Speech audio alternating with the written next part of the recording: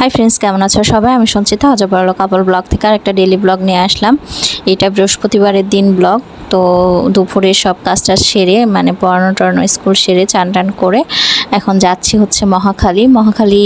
আমি একা যাচ্ছি না, আমার সাথে যাচ্ছে।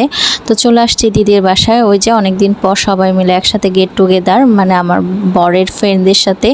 তো এসে দেখি যে ছোট ঘুমাচ্ছে।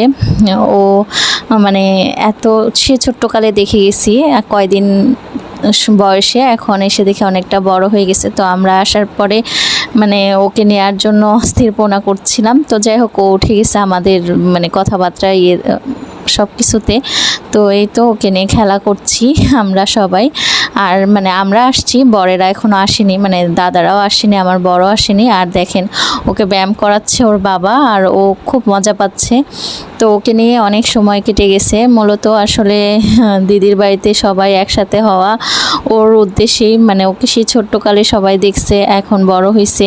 আর ছোট বাচ্চা দেখলে তো একটু ভালো লাগে, আর মানে তাকে একটু মানে আদর করতে, খেলা করতে মানে সবার পছন্দ। তো এই তো এসে মৌ নিয়ে আসছে বুট আর তালের বড়া।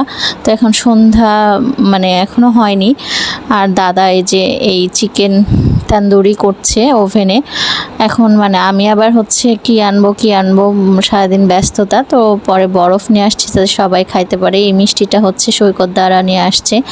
তো আসলে সবাই মানে পছন্দ মতন, দিদির দাদাদের পছন্দ মতন জিনিসই নিয়ে আসার চেষ্টা করছে। তো এই তো তান্দুরিটা হয়ে গেছে। এখন সব মানে আমার বর তারপরে দাদারা মানে ওর বন্ধুরা সবাই আসছে অফিস শেষ করে। তো আড্ডা দিচ্ছি, একটু মুড়ি মাখা করে খাচ্ছে। এখন ওই যে গান হবে, এই সৈকতদার ওয়াইফ মানে দিদি আর গান পারে, তো দিদি গান করবে আর ও গিটার বাজাবে, এরকম একটা প্ল্যান। তো দেখেন ওরা দুইটা অধরার ইউটোপিয়া কি শুরু করছে। ইউটোপিয়া হচ্ছে সৈকতদার মেয়ে, আর অধরাকে তো চেনেনি। এখন মানে গানের আড্ডাটা শেষ, খাওয়া দাওয়া হবে। দাদারা অনেক কিছু রান্না করছে। আসলে প্রথমে প্ল্যান হয়েছিল মানে 1 ডিশ পার্টি, তো পরে দেখি না, তারাই রান্নাবাড়ি করবে। তো সব খাবারে অনেক সুন্দর হয়েছে, ধন্যবাদ জুইদি।